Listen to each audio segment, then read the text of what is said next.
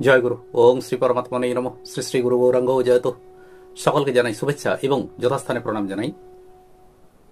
শ্রীমদ্ ভগবত গীতা ষষ্ঠ অধ্যায় ধ্যানযোগ, এই অধ্যায়ের ৩৫ সংখ্যক শ্লোকে শ্রী ভগবান পরমাত্ম প্রাপ্তির বিষয়ে অভ্যাস ও বৈরাগ্যের কথা বললেন।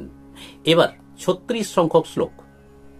অসংযতাত্মনা যোগ দুষ্প্রাপ ইতি মে মতিঃ বশ্যাত্মনা তু যততা শক্যঃ বাপ্তুমুপায়তঃ। শ্লোকটির অর্থ হল, যার মন সম্পূর্ণরূপে বশীভূত নয় তার পক্ষে যোগ দুষ্প্রাপ্য, কিন্তু বিহিতভাবে যত্ন করলে বশীভূত চিত্ত যোগীর যোগ প্রাপ্ত হওয়া সম্ভব। এই আমার মত। শ্রী ভগবান বলেছেন যে যার মন বশীভূত নয় তার পক্ষে যোগে সিদ্ধি লাভ করা সম্ভব নয়। তাই যোগ সাধনায় সিদ্ধি লাভ করতে হলে মনকে আগে বশীভূত করতে হয়। তাই ধ্যান যোগীর সর্বপ্রথম যেটি প্রয়োজন তা হল নিজের মনকে বশীভূত করা। কারণ মনকে একবার বশীভূত করতে পারলে সেই মনকে আমরা যেখানে স্থাপন করব সেখানেই সেই মন স্থাপিত হয়। মন বশীভূত থাকলে যতক্ষণ আমরা মনকে কোনো একটি বিষয়ে নিবিষ্ট রাখতে চাইব ততক্ষণ আমাদের মন ততক্ষণ পর্যন্ত সেখানেই নিবিষ্ট থাকবে।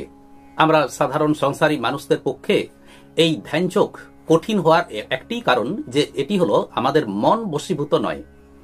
ধ্যানে বসলাম, সাধনায় বসলাম, মনের মধ্যে নানা রকম চিন্তার উদয় হতে লাগলো। এর কারণ কি?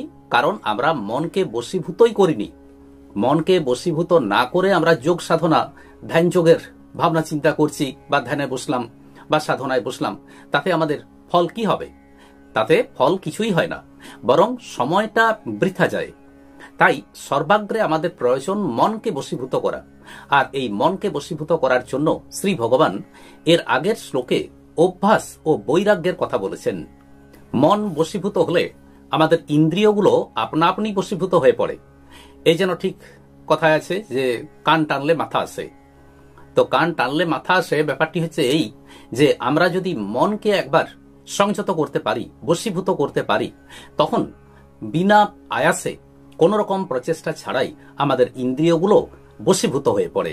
পরমাত্মা সদা এবং সর্বত্র বিরাজমান, কিন্তু আমাদের মন বশীভূত নয়। আমরা মনকে সংযত করতে পারিনি।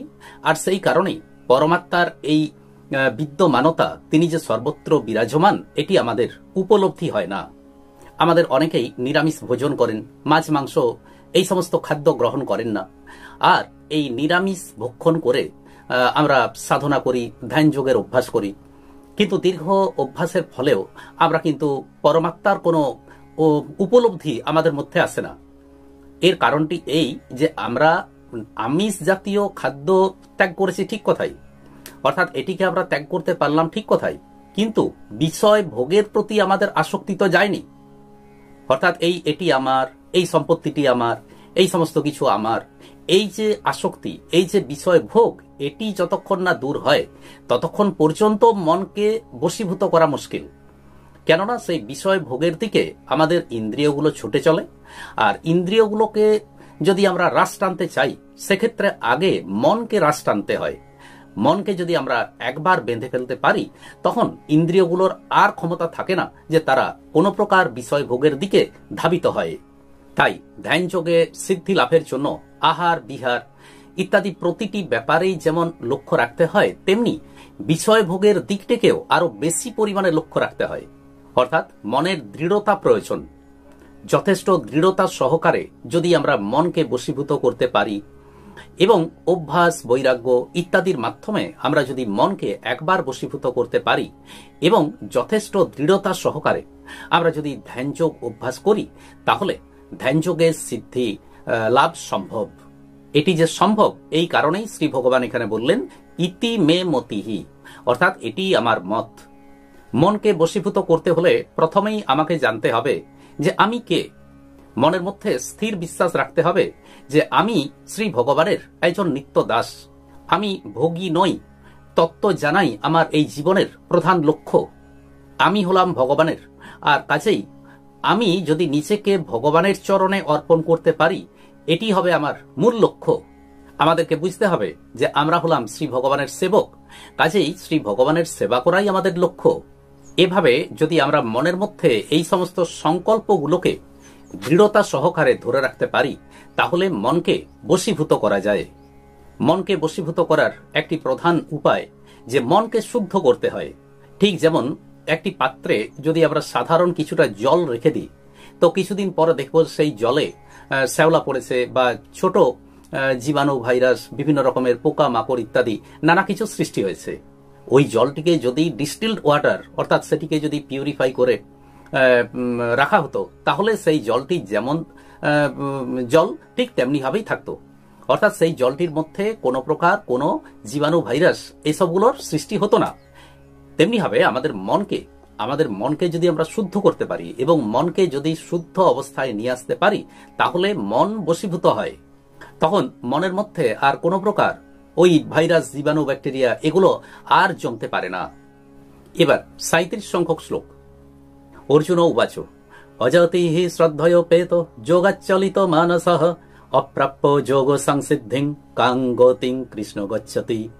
শ্লোকটির অর্থ হল, অর্জুন বললেন, হে কৃষ্ণ, যার সাধনে শ্রদ্ধা রয়েছে কিন্তু যত্নের শৈথিল্যতাবশত যদি তিনি শেষকালে যোগভ্রষ্ট হন, তাহলে তিনি যোগ প্রাপ্তির পরিবর্তে কি গতি লাভ করবেন? 36 সংখ্যক শ্লোকে শ্রী ভগবান বললেন, যার অন্তঃকরণ সম্পূর্ণভাবে বশীভূত হয়নি আর যে ব্যক্তির প্রচেষ্টায় শৈথিল্য থাকে, তার পক্ষে যোগে সিদ্ধি লাভ করা কঠিন। তাই এখন অর্জুন একটি প্রশ্ন রেখেছেন। অর্জুন বলতে চেয়েছেন, যে ব্যক্তির সাধন ভজনে আগ্রহ আছে, শ্রদ্ধা আছে, অভ্যাসও করেন, কিন্তু অন্তঃকরণ ও বহিঃকরণ বশে না থাকার ফলে সাধনায় শৈথিল্য এসে যায়, তৎপরতা থাকে না, সেই প্রকার সাধক বিষয়াদির চিন্তা করতে করতে তিনি যদি যোগ ভ্রষ্ট হন, তখন তার কি গতি হয়? অর্জুন জানতে চেয়েছেন যে অন্তিমকালে এই বিষয় সম্পত্তি ইত্যাদির প্রতি অনুরাগের কারণে সাধক যদি যোগভ্রষ্ট হন, তো তখন তার পরিণাম কি হয়, তিনি কি গতি লাভ করেন? একজন সাধক তিনি পাপ কাজ করেন না, অতএব তিনি নরকে যাবেন না, তার মনে স্বর্গ কামনা নেই, কাজেই তিনি স্বর্গেও যাবেন না। আবার শ্রদ্ধাপূর্বক সাধন ভজনে ব্যাপৃত থাকায় তার পুনর্জন্মও হবে না।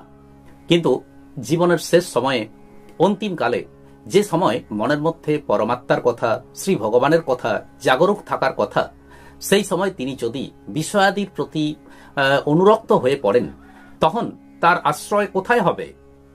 অর্জুন এখানে ভগবান কৃষ্ণকে কৃষ্ণ বলে সম্বোধন করেছেন, কারণ তিনি সকল প্রাণীকেই আকর্ষণ করেন এবং তাদের সকলের গতি অগতি সবই তিনি জানেন এবং তাদের গতি অগতির নির্ণায়ক হলেন তিনি।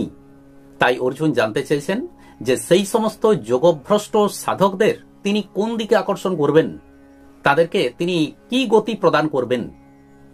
আজ এই পর্যন্তই। পরের দিন পরে পাঠ ও আলোচনা নিয়ে আসবো। আসুন এবার শ্রী ভগবানের মহামন্ত্র জপ করি। হরে কৃষ্ণ কৃষ্ণ কৃষ্ণ হরে হরে, হরে রাম রাম রাম হরে হরে। নমস্কার।